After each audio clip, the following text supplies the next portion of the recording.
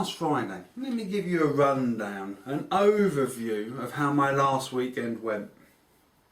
So, Friday, very similar to every other Friday, is a work day. I do my pre-checks to my bike, make sure they're okay, and I notice that there's a little bit of fuel. There's not that much fuel left in the tank. So I take the remains, and it has to be said, the remains of the petrol in the jerry can, top her up just to get me to the station, just to get me to the petrol station. And I put about 1 litre in, but as I'm putting the litre in, I notice there are bits and bobs in the bottom. A lot of the shits come out the bottom of the tank into my petrol tank. And at the time I thought, crap, should have used a filter. So I'm at the petrol station, filled up. I'm a bit on auto zone at the same time, has to be said. Filled up, paid, got on the bike, went to work. Friday was a particularly difficult one for me. Went in, just everything was against us. Everything I touched broke. Email system went down, fucking couldn't bring it back. No, it was a right grind, and I didn't leave there till about 7:30 in the evening.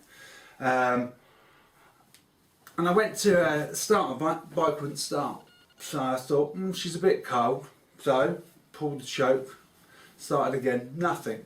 It would turn, but it wouldn't catch. So on about the 3rd or 4th attempt, the engine died. Not the engine died, apologies. The battery died. Battery just completely dead. So I thought, oh, bollocks. So I tried the usual bump start again, bumping her down underneath this underground car park, bumping her. Every time I kind of let the clutch out, lights would come on. There was a battery there, but she just would not fire. So I ended up leaving her in the car park that night. The missus came down, picked me up, and we went home. Next morning, this is Saturday morning. Mrs. gave me a lift out of the car park, and I thought, right, bring her home, because I'll have a look at her up here. I don't really want to strip her down in the car park, so I'll bring her back up the hill. The hill was about 45 degrees in places, and the bike weighs just under 200 kilos. So it's a big hefty bike. And I'm going to be honest, it was hard work. It was very, very hard work. So, lumbered all the way to the top, trundled it home, and then the strip down began. Now the bike is half fed, which is a pain in the arse. I've had to take the fairing off to remove the tank.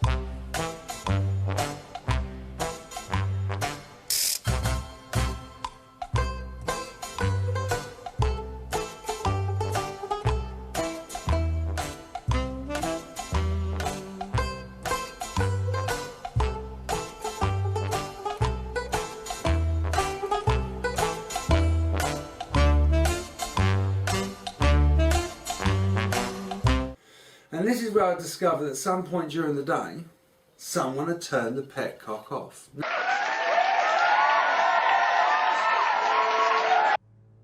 I will look for you. I will find you. And I will kill you.